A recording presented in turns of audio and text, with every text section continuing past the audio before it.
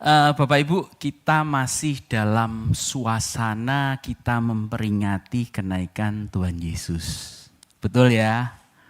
Satu karya dari Tuhan, dari 5 hal. Tuhan pernah lahir, Tuhan pernah menginjakkan kaki di bumi ini memberitakan firman-Nya, bahkan Dia menyerahkan peristiwa yang ketiga mati di kayu salib. Pada hari yang ketiga dibangkitkan, dan yang terakhir Tuhan naik ke surga.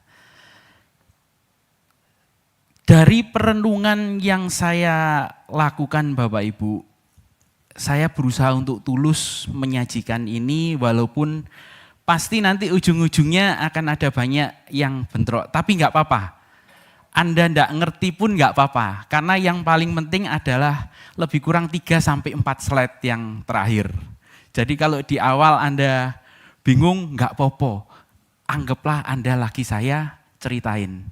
Karena yang terpenting adalah 3-4 slide yang terakhir.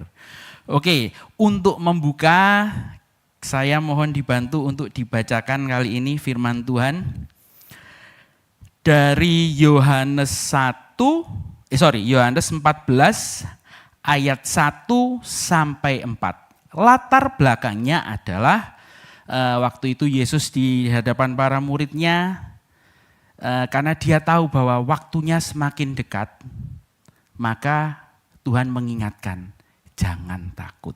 Mengapa? Karena ini alasannya. Mari silakan dibacakan. Yohanes 14 ayat 1 sampai dengan yang keempat. Yohanes 14 ayat 1 sampai yang 4. Janganlah gelisah hatimu, percayalah kepada Allah, percayalah juga kepadaku. Di rumah Bapakku banyak tempat tinggal. Jika tidak demikian, tentu aku mengatakannya kepadamu. Sebab aku pergi ke situ untuk menyediakan tempat bagimu. Dan apabila aku telah pergi ke situ dan telah menyediakan tempat bagimu, aku akan datang kembali dan membawa kamu ke tempatku, supaya di tempat di mana aku berada, kamu pun berada. Dan kemana aku pergi, kamu tahu jalan ke situ. Oke, boleh dilanjutkan dengan Jadi ini kan ceritanya, ini yang Tuhan Yesus sampaikan sebelum peristiwa kematiannya, sebelum naik ke surga. Supaya lebih detail, lebih jelas, peristiwa ini dilanjutkan dengan Kisah Para Rasul 1 ayat yang ke-9. Kisah Para Rasul 1 ayat yang ke-9. Sesudah ia mengatakan demikian, terangkatlah ia disaksikan oleh mereka, dan awan menutupnya dari pandangan mereka. Jadi Bapak Ibu, Tuhan Yesus berangkat untuk ngapain?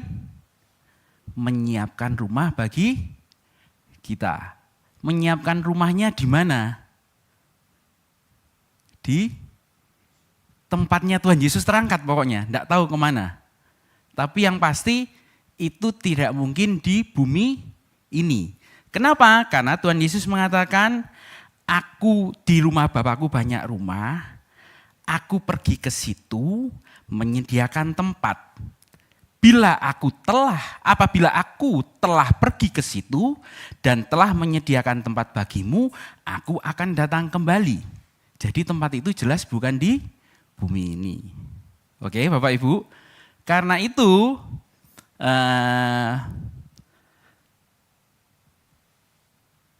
boleh kita melihat gambar yang pertama, slide yang sudah saya siapkan. Boleh diganti supaya yang besar. Nah, oke, terima kasih. Boleh lampunya dimatikan, kakek boleh Pak Menlu ini biarno sudah. Boleh dimatikan lampunya supaya jelas. Oke, Bapak Ibu yang dari belakang jelas ya? Jelas ya? Apa persamaan dari gambar yang kiri dan yang kanan? Gambar apa itu? Kelihatan enggak ya? Maaf kalau agak kabur. Atau boleh lampu yang sebelah barat dimatikan. Dicoba dulu. Sudah lebih baik ya? Oke, nanti saya matiin semua bingung juga. Jadi gambar yang kiri dan kanan Bapak Ibu, yang pertama adalah kondisi manusia purba. Karena kegalauannya dia memandang ke langit. ternyata baik manusia purba ataupun manusia yang modern, itu lebih kurang juga sedang meneliti titik yang sama. Titik yang sama yang di mana? Di luar angkasa. Jadi kalau kita boleh melihat Bapak Ibu, mulai dari awal kehidupan manusia purba, sampai manusia yang modern, kita itu sibuk untuk melihat ke langit. Kenapa? Karena pola pikirnya adalah kita mungkin tidak dari dunia ini. Waduh, kok kayak gitu Pak, itu kok ngeri sekali itu judulnya. Kan saya memberikan judul bukan dari dunia ini. Bapak Ibu maaf, saya ini berusaha untuk menjembatani bagaimana anak-anak muda kita, semua gambar Bapak Ibu dari awal sampai akhir, itu saya buat lewat AI. Saya tinggal ngeprom, itu tinggal ya maaf ya saya lebih banyak ke cerita yang ke muda-muda karena Anda saya rasa akan berhadapan dengan teologis yang berbeda banget.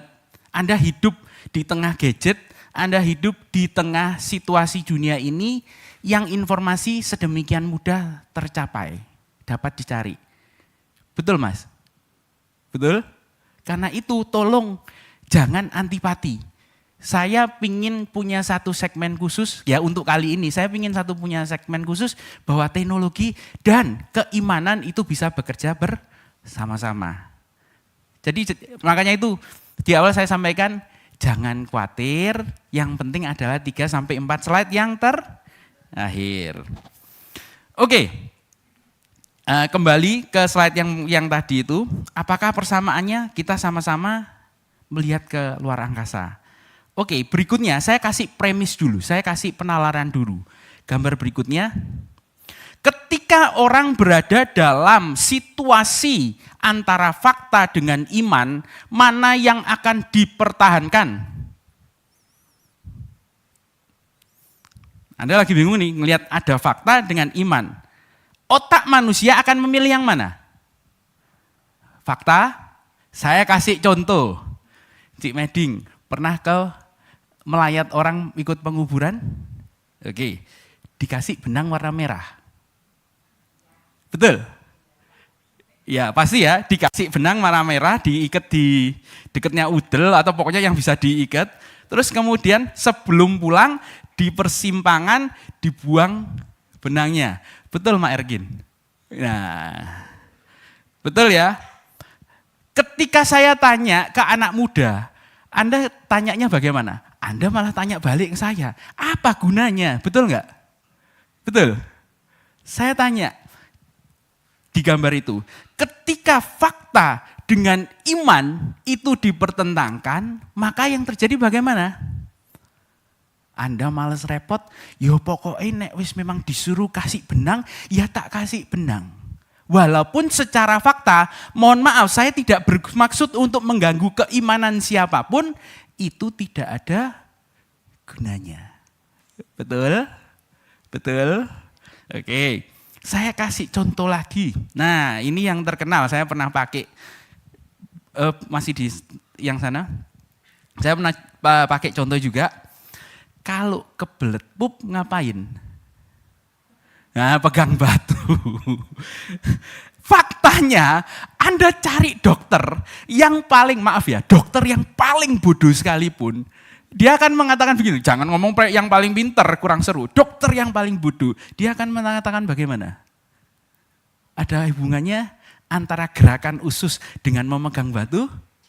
Jawabannya tidak ada. Demikian juga ketika fakta dengan iman, iman kan sebenarnya kepercayaan ya, jangan ngomong iman itu semata-mata adalah terkait dengan hubungan dengan Tuhan atau dengan agama. Enggak, iman itu banyak wujudnya.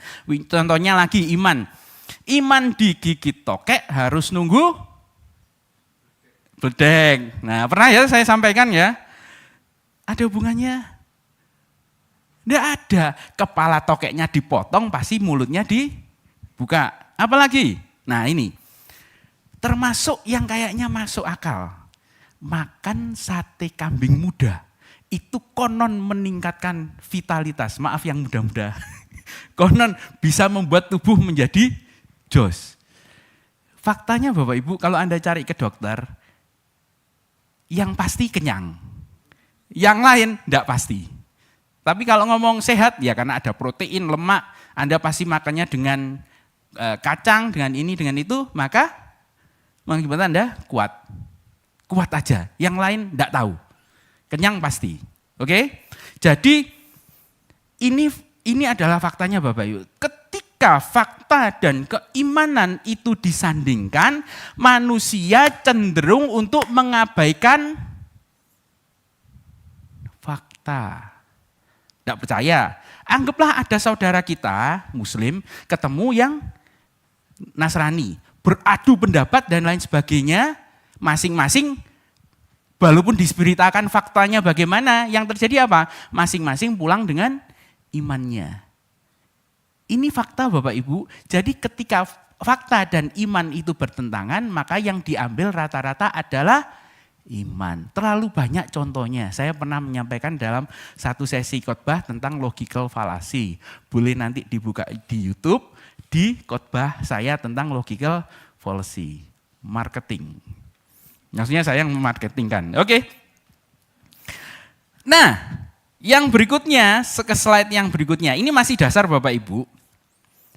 Sementara keunggulan sains atau iptek, ketika sebuah pengetahuan baru muncul, maka pengetahuan yang lama itu bakalan bisa dihilangkan, dihapus, tanpa melibatkan emosi. Contoh, ketika orang masih berasumsi bahwa bumi itu datar, begitu teorinya bisa dibuktikan bahwa bumi itu bulat, maka orang berganti kepercayaan. Perlu emosi? Tidak perlu. Justru emosi itu muncul karena gereja berusaha mempertahankannya, mempertahankan teorinya, mempertahankan emosinya. Memaksa bahwa bumi itu pasti datar. Tapi begitu Anda sekarang melihat buku, mau tidak mau Anda percaya kalau bumi ini bulat, titik, tidak ada komanya. Oke? Jadi Bapak Ibu, dua hal yang akan menjadi dasar. Yang pertama iman dan fakta itu tadi, yang kedua ketika ada pengetahuan baru, sains itu cenderung untuk mengabaikan yang lama, dianggap ilmunya sudah ketinggalan. Sehingga tidak ada perasaan kecewa, loh teoriku sudah tidak dipakai lagi. Kenapa? Karena begitu ditemukan teori yang baru, langsung kita berganti. Makanya muncul hipotesis atau kesimpulan sementara yang banyak sampai dengan ditemukan teori yang baru. Itu cara bekerja sains. Oke. Masuk ke yang ingin saya jelaskan. Ke gambar berikutnya. Apakah oke. Oh ya, saya pernah berbicara tentang hal ini juga. Saya pernah menjelaskan tentang teori evolusi, lebih tepatnya perkembangan Homo sapiens. Monggo dilihat di YouTube, saya pernah menjelaskan ini juga. Oke, pertanyaan yang muncul adalah apakah saya berasal dari bumi ini? Mengapa ini muncul? Karena Bapak Ibu, saya jelaskan dulu premisnya. Yang pertama adalah begini. Setiap hewan yang ada di bumi ini itu memiliki adaptasi terhadap lingkungan. Contohnya, ikan itu memiliki insang. Hewan yang terbang itu mereka mengembangkan kondisi tulangnya yang berlubang.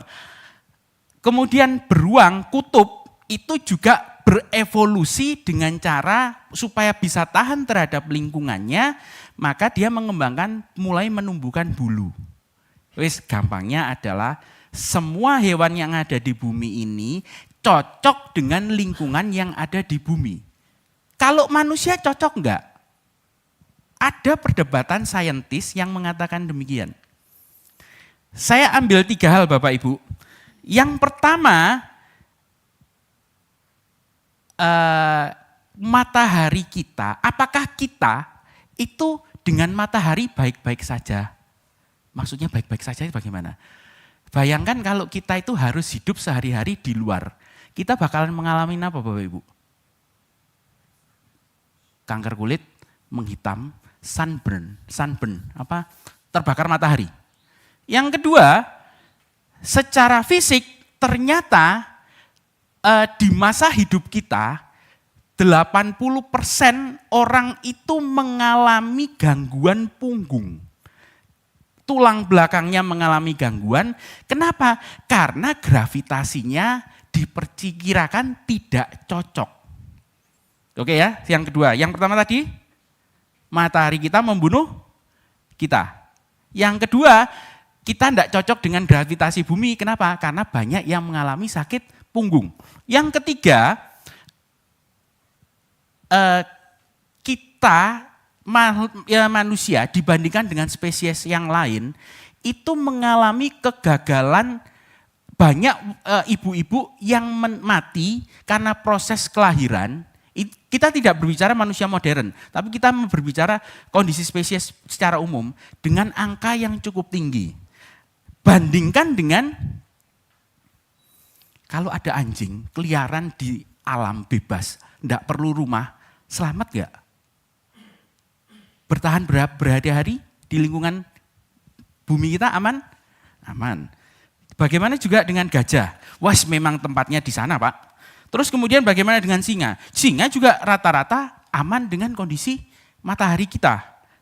Jerapah, kucing, kanguru itu tidak mengalami masalah ketika mereka dijemur di bawah terik matahari. Baik itu badak atau hewan apapun, aligator alias buaya itu tidak mengalami masalah dengan keberadaan matahari. Tapi bayangkan kalau Pak Andre, Pak Abed itu harus berada di gurun dan dijemur berhari-hari, maksudnya ngiup malam ngiup. Tapi mereka keluar pada saat siang hari untuk mencari makan dan lain sebagainya. Saya jamin terkena kanker kulit. Ini fakta. By the way, ini nanti ada bukunya juga. Jadi ada ilmuwan yang sudah memetakan bagaimana manusia ini tidak cocok dengan lingkungan di bumi ini. Bandingkan dengan begini. Ini sama-sama hewan yang berkaki dua. Tapi mereka tidak pernah tuh pergi ke, ya memang gak iso nang kono, ketemu untuk dokter karena masalah punggung. Mereka spesies yang tidak pernah mengalami gangguan sakit punggung. Punggungnya tidak pernah bermasalah. Tapi manusia aneh. Kalau manusia ini memang ditakdirkan, diciptakan di bumi, kenapa kok 80% orang itu mengalami sakit punggung? Jawabannya satu, karena tidak cocok dengan gravitasinya. Asumsi, hipotesis. Jangan lupa ilmu pengetahuan kalau sudah ada teori yang baru maka teori yang lama bisa dibuang. Tapi ini adalah ilmu pengetahuan yang terakhir. Teorinya diciptakan di banyak tahun, tetapi ini diupdate di tahun 2013. Jadi ini bukan ilmu yang kapan hari, ilmu di tahun 2013. Anda juga lihat Bapak Ibu, gajah, hewan apapun yang berkaki 4, posisi punggungnya bagaimana? Vertikal atau horizontal? Vertikal atau horizontal? Horizontal. Maka mereka mampu bertahan di bumi. Oh, masalahnya hewan berkaki Pak. Bukan berkaki 4, bukan demikian. Oke, saya lanjut ke slide berikutnya. Ini Bapak Ibu, ternyata 1 dari 18 ibu itu mengalami kematian saat melahirkan. Sedikit itu Pak. Harus kita bandingkan. Kita bandingkannya dengan apa? Ternyata kematian ibu anjing itu 1 dari 1000 kelahiran. Sapi 1 dari antara 1.500. Gajah 1 dari 800 sampai 1.200. Lumba-lumba 1 dari ketutupan 100 sampai 200. Alias mereka ini hewan yang cocok untuk spesies yang cocok untuk hidup di bumi. Sementara manusia ekstrim Bapak Ibu, 1 di antara 18 kalau tanpa bantuan dokter mati. Cocok nggak manusia untuk hidup di bumi? Kok kayaknya nggak cocok. Makanya kan saya bilang dengerin aja, anggap Pak Menlu sedang cerita. Belum lagi begini Bapak Ibu. Adaptasi kita terhadap bumi ini, Wah, buang-buang waktu. Begitu hewan mamalia melahirkan, hitungan jam mereka sudah bisa berdiri. Bahkan bisa berlari. Manusia, mengangkat kepala aja butuh hitungan bulan. Kenapa? Karena kalau lagi-lagi berdasarkan teori ini, karena memang manusia itu sebenarnya tidak cocok untuk hidup di bumi ini. Itu teorinya. Anjing begitu lahir pelocot, langsung bisa berdiri. Manusia butuh berapa hari untuk bisa berdiri? Ya, setahun, Pak. Betul ya? Minimal 9 bulan, wis ekstra, wis hebat. Untuk melompat, wah lebih lama lagi. Untuk berjalan, wah lama. Meskipun ini ada jawaban, mengapa kok kita itu tidak bisa bertahan di matahari. Oh ya ini semua AI Bapak Ibu. Akhirnya saya bayar juga, ya enggak apa-apa lah, yang penting saya bisa menjelaskan dengan lebih baik. Kenapa kok manusia tidak bisa bertahan dari sinar matahari? Karena perubahan evolusi yang terlalu cepat, mulai dari manusia itu sebelumnya ada di hutan, keluar ke Gurun Sahara. Ini saya jelaskan di materi saya yang sebelumnya. Akhirnya mereka kehilangan rambut. Karena kehilangan rambut, maka yang terjadi mereka mudah terpapar matahari, bahkan sampai gosong. Tetapi kalau memang itu alasannya, tetap ada teori yang tidak cocok. Yang terbakar matahari duluan yang mana Bapak Ibu?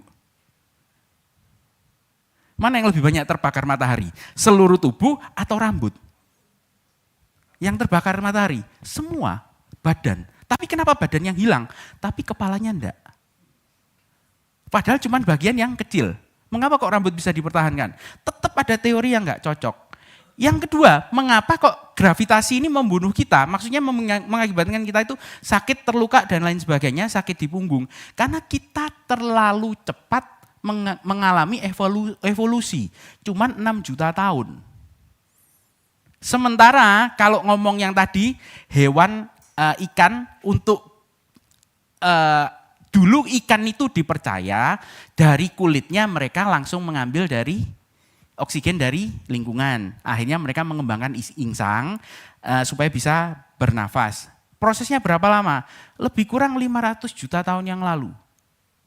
Kalau manusia 6 juta tahun karena terlalu pendek masa evolusinya. Belum cempak, belum akhirnya tuntas, sudah dipaksa untuk berdiri, maka mengalami sakit punggung. Ini teori balasannya. Yang ketiga, mengapa kok kita gampang mati karena melahirkan? Karena kita mendevelop otak, kepala kita membesar. Sementara karena kita baru belajar berlari, proses evolusinya belum cukup, yang terjadi adalah banyak ibu yang mati karena melahirkan. Kenapa? Karena tulang pinggulnya terlalu sempit. Anak muda Anda paham ya? Paham ya? Pak kosan saya yakin paham kok, Pak kosan ini cerdas. Oke, tetapi meskipun ada jawaban atas teori ini semua, untuk hal yang simple, kita punya antibodi, betul? Pak Yeru ada antibodi. Tapi antibodi ini ternyata nyaris tidak berguna.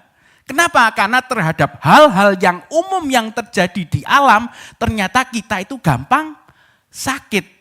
Kena serbuk sari, kena asma, kena debu sama. Kalau kena bulu hewan sudah tidak bisa bernafas. Makan kacang, jantung berdebar lebih cepat karena reaksi alergi. Kena coklat, kena panas, kena dingin. Padahal ini hal-hal yang umum.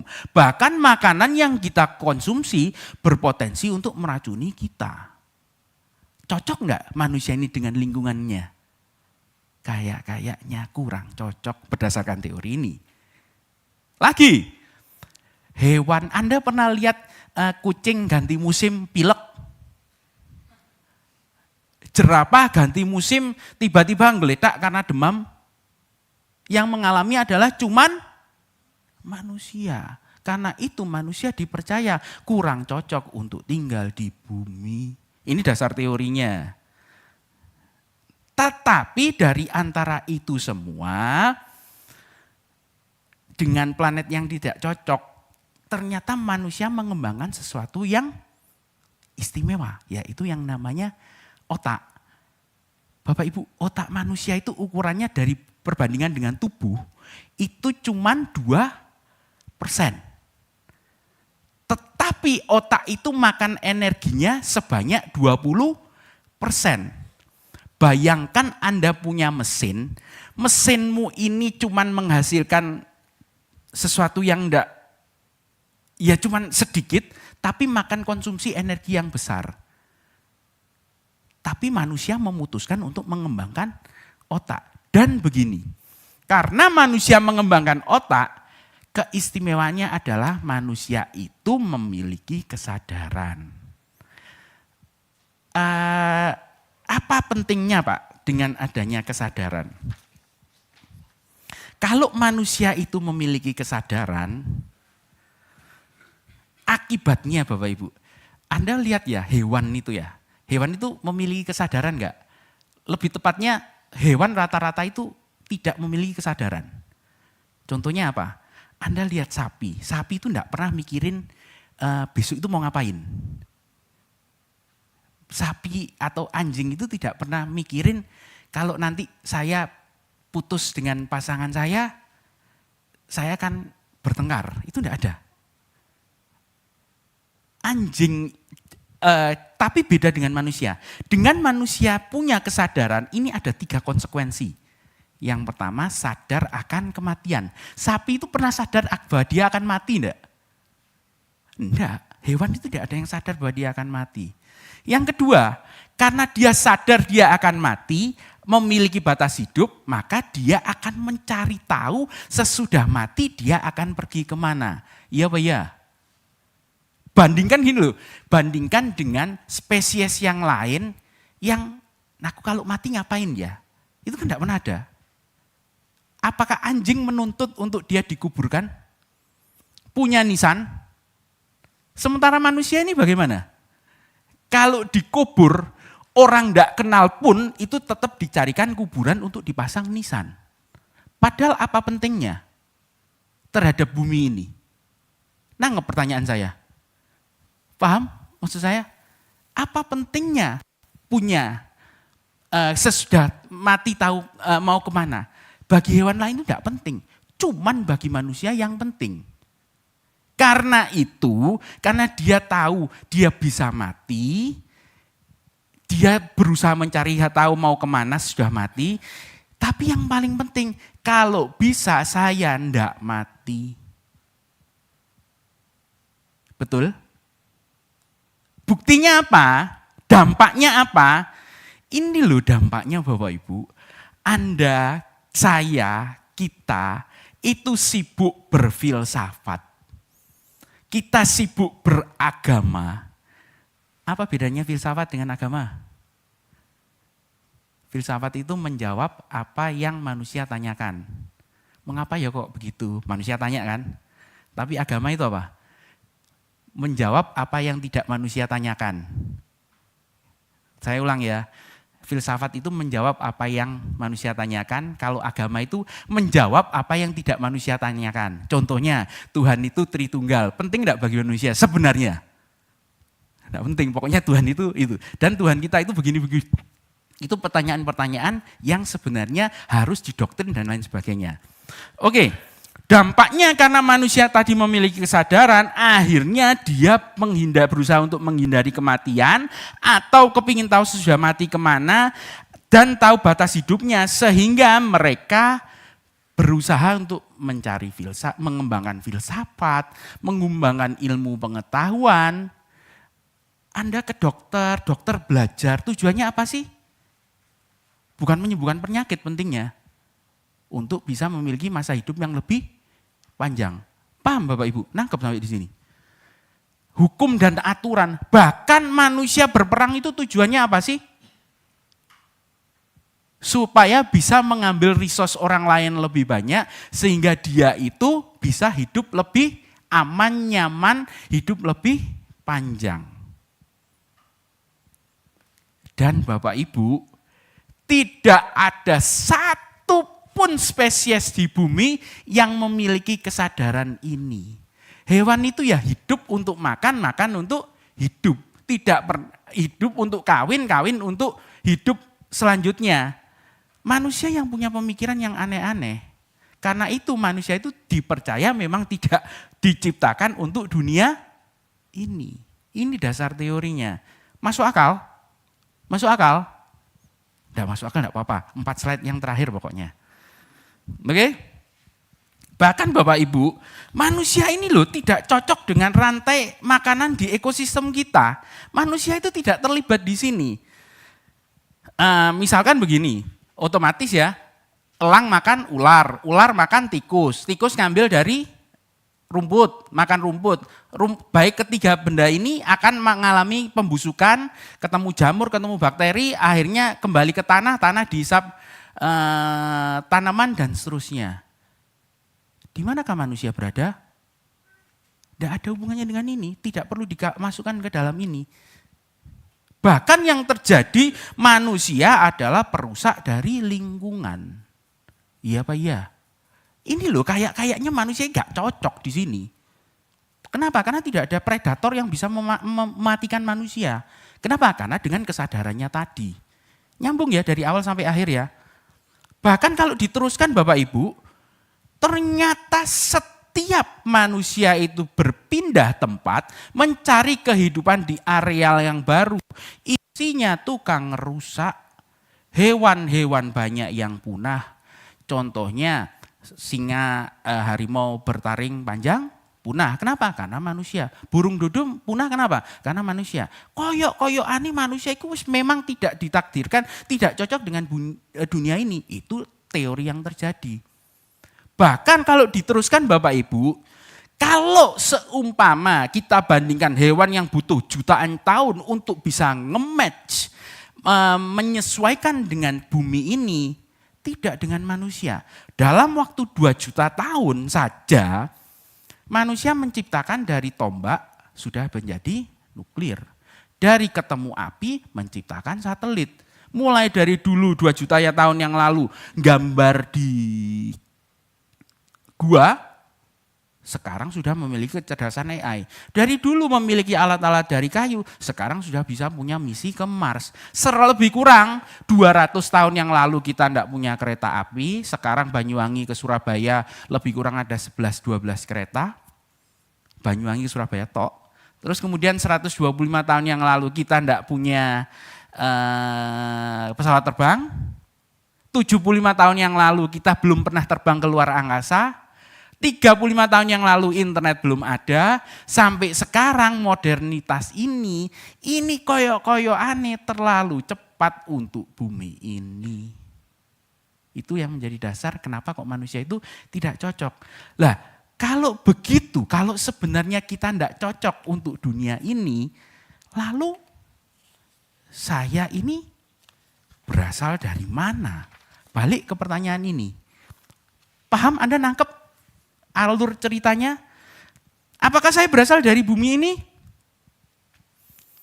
Ternyata Bapak Ibu, di sebelah kanan bawah ini ada yang namanya Mr. Francis Crick, orang yang menemukan rantai DNA di tahun 1973 bersama Leslie Orgel. Dia mengemukakan sebuah teori bahwa kehidupan di alam semesta ini dimungkinkan untuk berasal dari luar angkasa. Anda baca ini ada semua. Bukan saya yang gedabus, saya ini cuma berusaha menyampaikan kemajuan teknologi ini arahnya sekarang kayak begini. Nah, teori ini namanya panspermia. Jangan diputus, pokoknya jangan ngomong yang aneh. Panspermia. Di mana teori ini sebenarnya sudah ada sejak 500 tahun sebelum Masehi alias 2500 tahun yang lalu.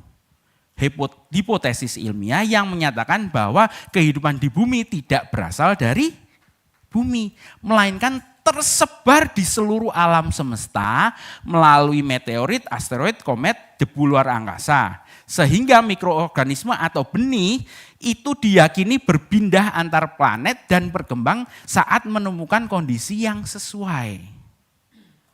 Ilmu pengetahuannya berbicara demikian. Saya berikan penekanan lagi Bapak Ibu. Oke. Bukan kucing yang diterbangkan ke bumi, bukan manusia yang diterbangkan ke bumi, tetapi unsur benih pembentuk kehidupan yang dikirim ke bumi. Demikian teori tentang panspermia. Oke, pertanyaannya apa kalau kayak begini? Harus namanya ilmuwan. Jadi saya ini bukan berkhotbah, tapi ini lebih tepatnya orasi ilmiah. Nah, apa yang diperlukan supaya manusia itu bisa, makhluk hidup bisa berpindah? Maka pertanyaan kan harus ini loh, numpak opo Pak? Berangkatnya naik apa Pak kalau bisa berpindah? Betul? Harus masuk akal kan?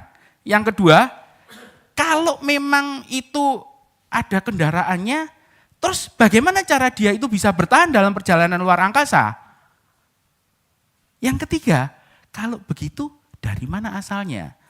Untuk menjawab pertanyaan tadi, betul nggak? Kalau ada panspermia, maka ini pertanyaan yang harus bisa dijawab. Ternyata ada jawabannya Bapak Ibu. Yang pertama, ini pernah ada kejadian di mana sebuah meteorit Murchison. Meteorit ini jatuh di September 1969. Ini keterangan yang ini. Di Murchison, negara bagian Victoria di benua atau negara Australia. Apa yang jatuh? Meteorit. Terus kemudian beratnya berapa? Lebih kurang 100 kilo. Ternyata sama ilmuwan meteorit ini dibelah.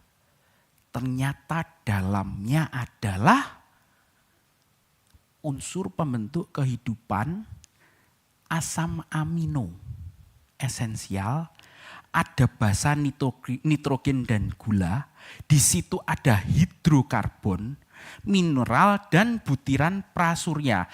Ini maksudnya material-material yang memungkinkan untuk membentuk protein. Kalau ada protein maka bisa berkembang menjadi mikroorganisme bersel satu. Ayo kon. Bingung enggak? Saya boleh tidak membicarakan ini, tapi saya ingin Anda ada update. Kenapa? Karena ilmu pengetahuannya sudah ada. Terserah ketika iman dan fakta bertemu Anda lebih memutuskan untuk iman, enggak apa-apa. Tapi alangkah baiknya iman dan fakta bisa digabungkan. Oke. Kedua, tadi yang pertama kan naiknya naik apa? Nah ini ketemu satu pesawat namanya meteorit. Yang kedua, ternyata di bumi ini Anda cari ada yang namanya hewan namanya tardigrade. Ini bahasa Inggris atau tardigrada. Ternyata Bapak Ibu hewan ini bisa hidup di luar angkasa tanpa baju pelindung. Enggak percaya? Bukaan handphone Anda, cari tardigrada. Keistimewaan yang kedua, yang pertama, jadi dia bisa bertahan di ruang hampa dan dalam tekanan ekstrim. Orang itu tidak bisa di luar angkasa. Kenapa? Karena begitu di luar angkasa, begitu di sana, maka oksigen yang ada di dalam tubuh itu akan tersedot keluar sehingga tubuh manusia akan hancur berkeping-keping. Kenapa? Karena gas yang ada di dalam tubuh manusia itu berada di mana? Sampai ke dalam lapisan sel atau darah. Jadi begitu kita dipindahkan, tiba-tiba saya detik ini, pleng, dipindahkan keluar angkasa, maka saya akan hancur berkeping-keping. Kenapa? Karena oksigen yang ada di sini akan keluar. Tapi hewan ini mampu. Yang kedua, kena radiasi paparan tinggi ya enggak apa-apa. Kayak kecoa pisan. Anda tahu ya kecoa itu usianya 230 juta tahun. Baik-baik saja sampai sekarang. Lebih hebat daripada manusia yang usianya cuma ratusan ribu tahun. Kemudian dia bisa hidup minus 272 derajat sampai 150 derajat. Anda aja kena 15 derajat sudah sing gak iso bernafas lah, kena asma dan lain sebagainya. Terus kemudian dia bisa berubah, melindungi diri dalam kondisi yang itu, tun atau kristobiosis, dan ketika kena air dia bisa menjadi hidup lagi. Artinya ada hewan tangguh yang bisa terbang. Oke? Jadi yang pertama adalah kendaraannya apa, yang kedua apa kondisi yang dibutuhkan makhluk ini untuk bisa berpindah. Ternyata ada hewan yang bisa pindah. Yang ketiga pertanyaannya apa Bapak Ibu tadi? Kalau begitu supaya bisa mendukung teori panspermia, berangkatnya dari mana? Iya Pak ya? Tadi pertanyaannya. Oke, saya harus mundur sedikit. Saya harus bercerita tentang konsep manusia. Manusia ini Bapak Ibu, ini punya konsep yang karena keterbatasan pengetahuannya, semuanya itu diciptakan untuk memenuhi kebutuhan manusia.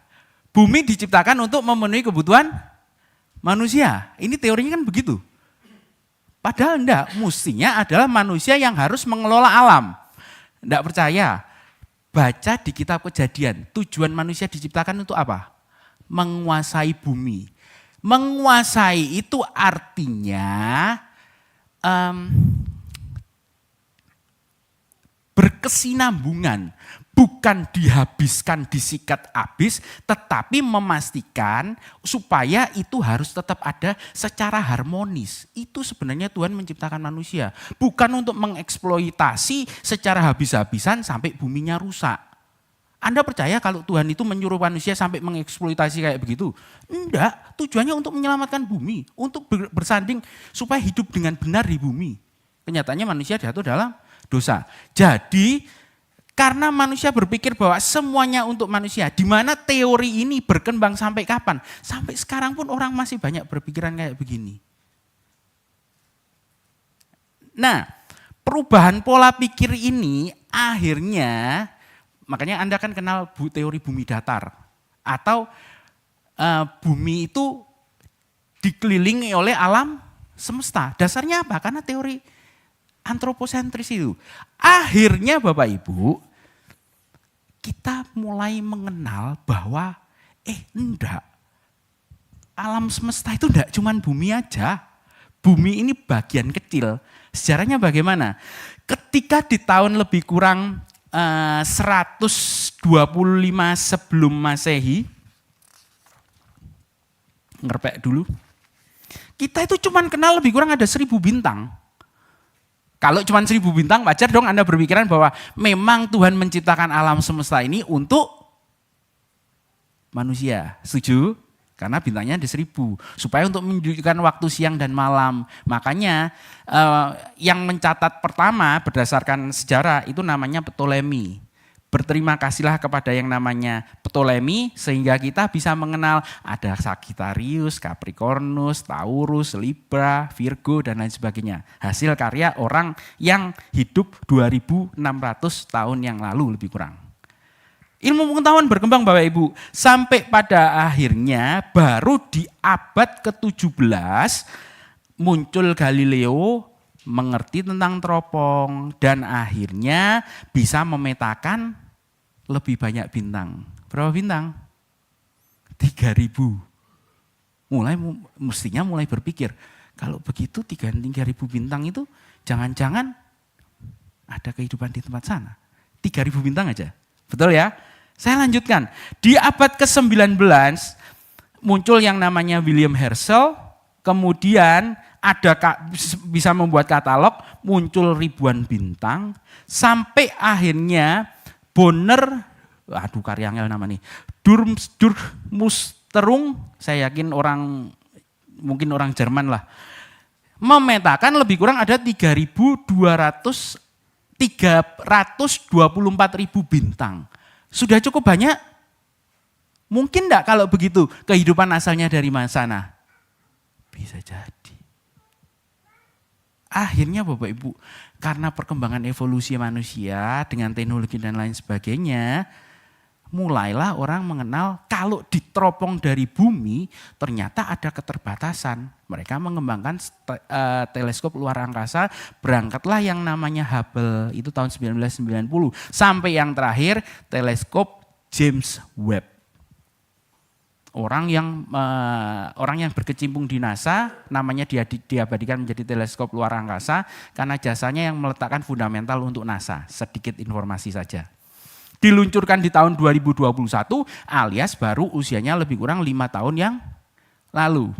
Hasilnya Bapak Ibu, seperti yang kita tahu, ternyata usia alam semesta kita itu 13,8 miliar tahun dan diamati bahwa jumlah galaksi adalah sebanyak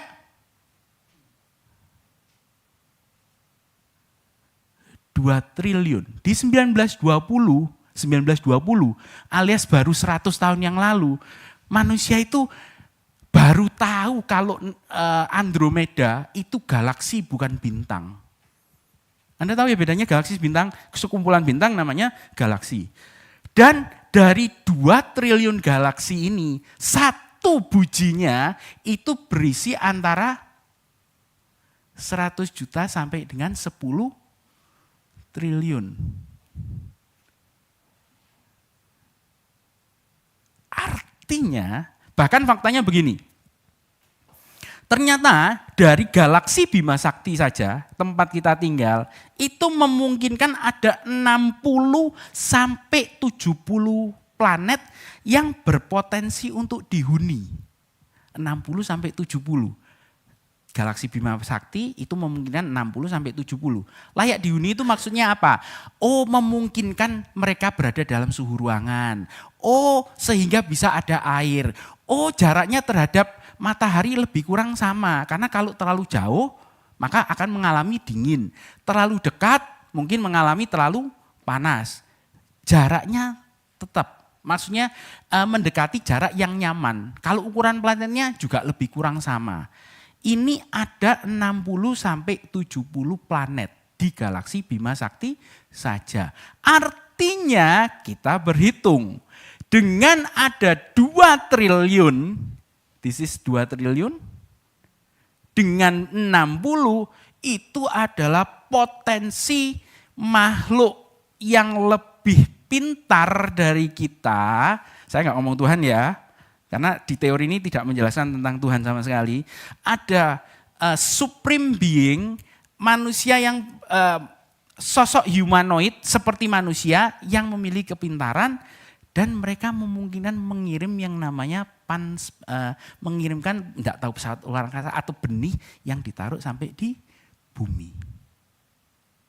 Memungkinkan kalau manusia yang Anda dan saya ini bukan berasal dari bumi ini. Seru? Seru ceritanya? Oke. Bahkan Bapak Ibu, maaf ya. Saya tidak berusaha untuk comot-comot Alkitab. Tapi ketika saya membaca ayat-ayat ini, aduh kekecilan ya. Ya Mima boleh di zoom sedikit. Oke.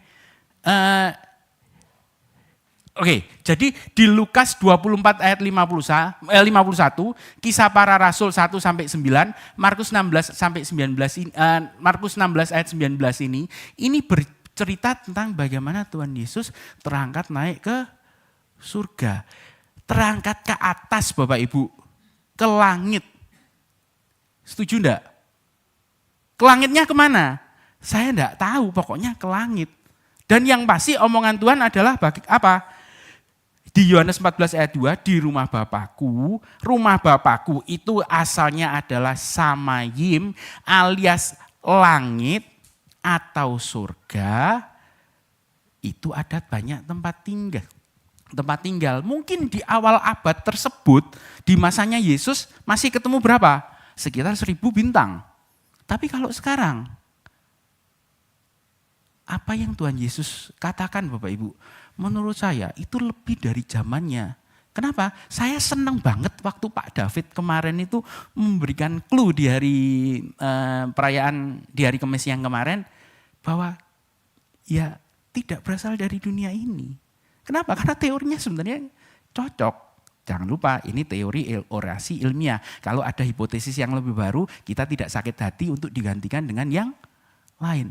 Apakah mengurangi kemahakuasaan Tuhan sih Bapak Ibu? Kalau memang Tuhan itu atau supreme being yang disuruh oleh Tuhan Yesus itu datang ke bumi? Enggak, tetap dia Allah yang maha kuasa, Tuhan yang maha kuasa. Cuman karena keterbatasan pemikiran kita, jangan lupa kita masih berorientasi antroposentris alias cuman mikirin kehidupan kita. Anda kan cuma merasa begini loh, Tuhan Yesus itu datang untuk menebus manusia. Bagaimana dengan kehidupan di tempat lain? Kalau memang ada manusia atau humanoid, ya kita tidak pernah tahu apa jawabannya. Bahkan secara tegas di Yohanes 17 ayat 16, karena mereka bukan dari dunia. Tuhan Yesus ngomong, mereka bukan dari dunia. Sama seperti aku bukan dari dunia. Kalau Anda punya pikiran bahwa yang dimaksud dunia ini adalah sistem yang di tempat kita berada yang korup, banyak orang jahat, yang berusaha untuk menindas sesamanya dan lain sebagainya. Saya setuju dengan itu. Nangkep ya? Dunia kan yang teori yang pertama, yang awal, yang kita pahami premisnya adalah dunia di mana kita berada dalam lingkungan yang tidak nyaman ini kan. Tapi sebenarnya kalau ini ditarik bahwa dunia ini adalah sesuatu yang ada di luar sana, masih masuk akal? Masih. Mau percaya yang mana? Terserah, tidak penting. Yang penting adalah 3-4 slide yang terakhir. Oke? Belum lagi peristiwa ini. Saya tidak ngerti harus menjelaskan bagaimana Bapak Ibu. Ketika di 2 Raja-Raja 2 ayat 11, ceritanya Elia tiba-tiba ditarik dengan sebuah kereta kuda berapi yang ada angin badainya. Maaf, mungkin saya satu-satunya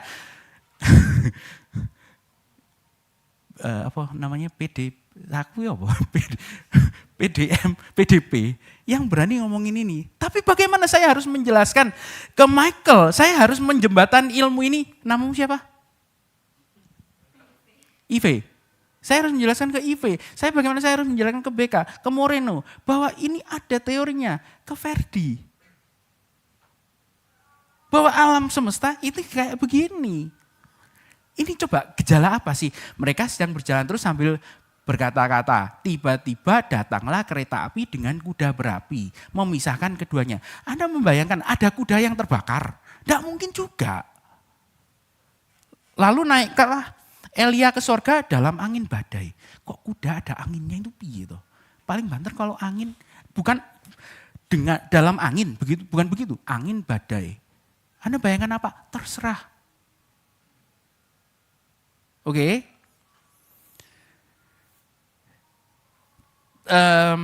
Sampailah pada 3-4 slide yang terakhir. Haleluya. Nah Bapak Ibu, jadi kalaupun teori panspermia ini salah, Anda menganggap benar itu terserah, Anda tidak menganggap tidak benar itu terserah, saya kan cuma menyajikan, monggo kalau mau dinikmati bersama-sama. Apa tujuannya Tuhan ada di dunia ini? Apa tujuan Tuhan Yesus naik ke awan-awan? Menyiapkan buat kita. Mau enggak mau adalah, jangan lupa ajakan Tuhan Yesus bagaimana? Ajakannya adalah supaya kamu ikut aku. Aku ini sedang di sana menyiapkan rumah. Kalau kamu baik, kalau kamu berkenan, kamu tak ajak naik ke sana. Kalau enggak, kamu akan menerima tubuh kebinasaan, titik. Betul enggak Bapak Ibu? Jadi sebenarnya kuncinya adalah ketika Anda enggak mau terima teori yang tadi, enggak apa-apa. Tapi yang pasti, yang bold, yang harus kita kerjakan. Saya enggak mau, ini nanti bagiannya dari Pak David sama Pak Tony untuk menjelaskan secara rinci. Bapak Ibu, cuman dua ini loh hukumnya Tuhan yang penting. Kasihlah Tuhan Allahmu. Tapi Tuhan ngasih engkau itu caranya bagaimana? Wujudkan manifestasinya dalam cara bagaimana? Kasihilah sesamamu. Kalau kamu bingung caranya mengasihi Tuhan, wujudnya bagaimana? Kasihi sesama. Selesai.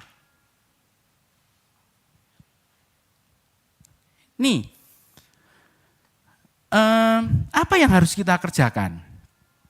Oh, ini slide-nya ya boleh dikecilkan. Ini keterpotong.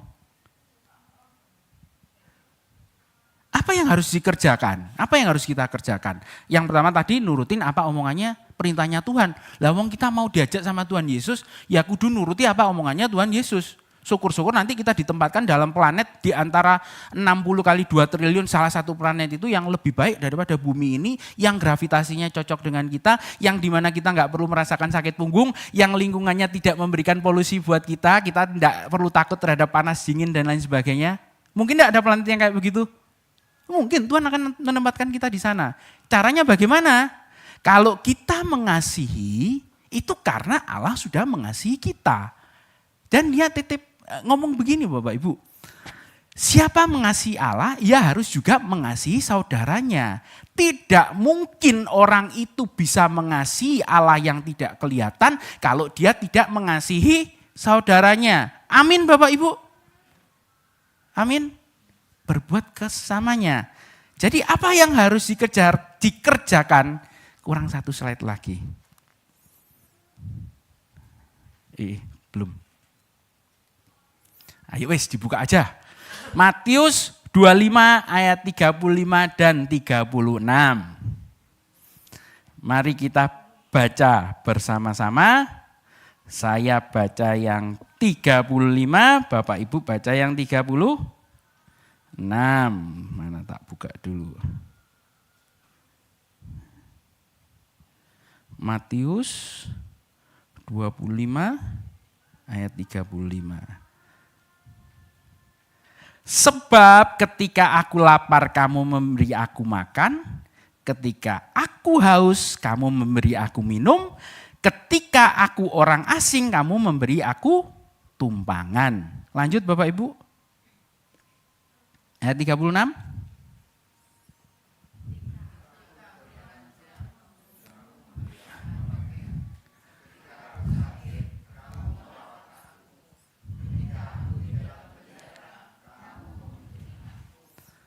Kita lakukan ini untuk sesama, sama adanya dengan kita melakukannya untuk Tuhan. Doanya bagaimana Bapak Ibu? Kalau kita melakukan ini semua, Tuhan Yesus akan bawa kita, dibawa ke awan-awan, kita akan dipindahkan ke dalam satu dimensi planet yang lebih baik.